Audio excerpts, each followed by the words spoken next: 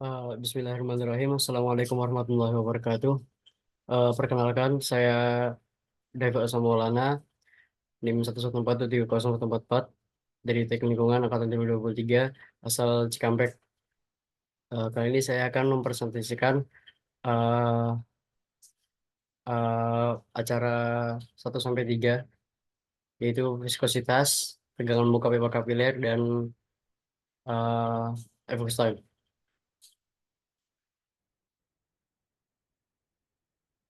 Pertama, viskositas. Viskositas fluida adalah gesekan yang ditimbulkan oleh fluida yang bergerak, atau bisa juga disebabkan benda padat yang bergerak dalam fluida. Besar gesekan ini disebut juga sebagai derajat kekentalan zat cair. Viskositas suatu fluida adalah sifat yang menunjukkan besar dan kecilnya tahan dalam fluida terhadap gesekan. Faktor yang mempengaruhi viskositas itu ada 5. Pertama, suhu, eh, zat terlarut, berat berat solut, dan tekanan. Suhu ini berbanding terbalik dengan viskositas berbanding terbalik dengan suhu. Ketika suhu tinggi, maka kentalan akan berkurang. Itu juga sebaliknya. Eh, kok jika selanjutnya konsentrasi larutan, eh, viskositas ini berbanding lurus dengan konsentrasi larutan. Kemudian zat larut, semakin banyak partikel yang terlarut, maka gesekan antar partikel juga semakin tinggi, dan viskositas juga semakin tinggi. Berat solut, berat molekul solut berbanding lurus dengan viskositas. Dengan adanya solut yang berat akan menghambat atau memberi beban yang berat kepada cairan sehingga menaikkan viskositas. Kemudian tekanan, jika tekanan semakin tinggi, maka semakin besar juga viskositas suatu cairan.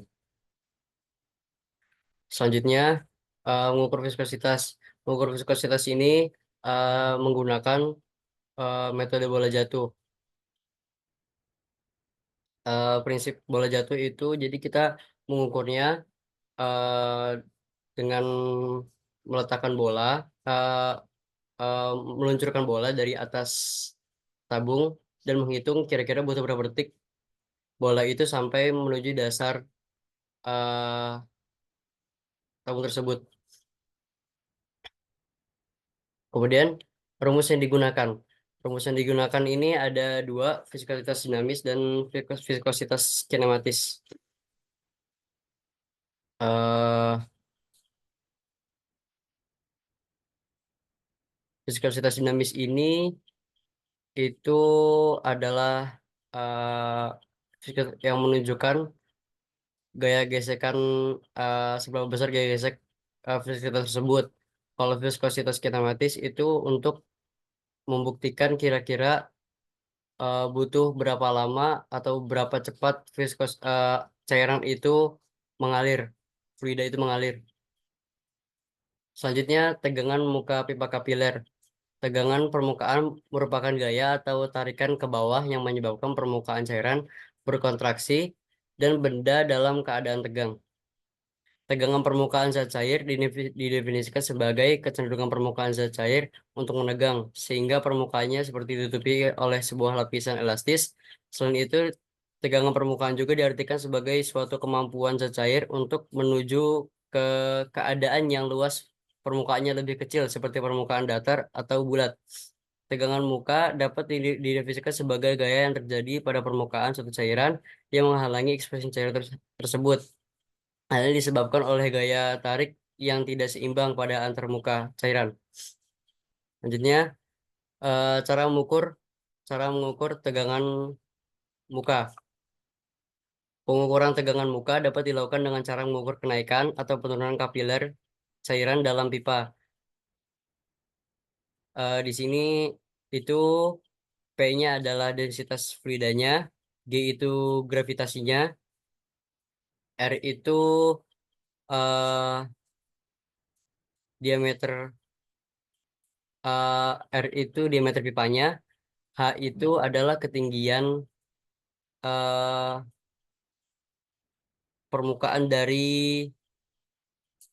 eh, permu- eh, jadi kalau pipa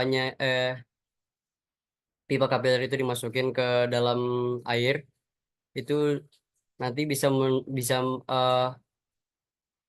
membentuk cekungan atau cembung. Nah, itu diukur, kemudian hasilnya itu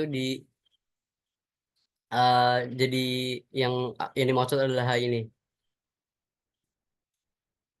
Selanjutnya, faktor-faktor yang berpengaruh itu ada tiga.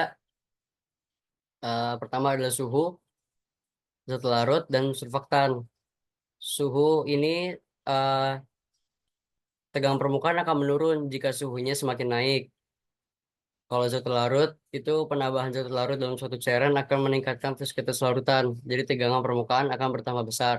Surfaktan. Surfaktan merupakan zat yang bisa mengaktifkan permukaan karena cenderung buat cenderung membuat terkonsentrasi pada permukaan. Contoh dari surfaktan ini adalah sabun.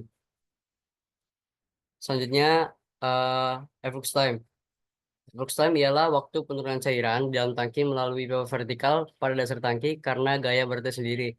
Waktu penurunan cairan ini dapat diperkirakan dengan menggunakan persamaan teoritis atau teori yang kemudian dikalikan dengan suatu faktor koreksi untuk mendapatkan waktu penurunan cairan yang sesungguhnya.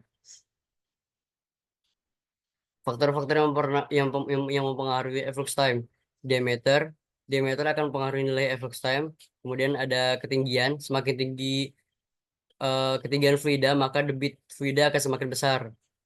Lama waktu, semakin lama waktu yang diberikan fluida maka debit fluida akan kecil. Keempat ada luas penampang, semakin besar luas penampangnya maka debit air akan semakin besar. Kecepatan aliran, semakin cepat aliran suatu fluida maka semakin besar debit fluidanya. Selanjutnya rumus yang digunakan ini ada empat. Em, Pertama menghitung luas penampang lubang, itu pi dikali R2. Pi-nya R2 ini adalah eh, luas dari tabungnya itu dibagi dua. Kemudian kecepatan air eh, akar 2 dikali gravitasi dikali dengan H. H itu adalah tinggi dari dasar tabung atau dasar ember itu sampai ke permukaan air. Kemudian ada waktu teori atau T teori itu volume fluidanya dikali dikali luas penampang lubang dibagi dibagi maaf volume fluida dibagi luas penampang lubang dikali kecepatan air. Kemudian ada persen kesalahan air. Jadi hasil dari perhitungan T teori dikurangi dengan T percobaan. T percobaan ini didapatkan dari saat pengujian di laboratorium. Kemudian dibagi lagi dengan T teori dikali 100%. Sekian dari saya. Terima kasih. Wassalamualaikum warahmatullahi wabarakatuh.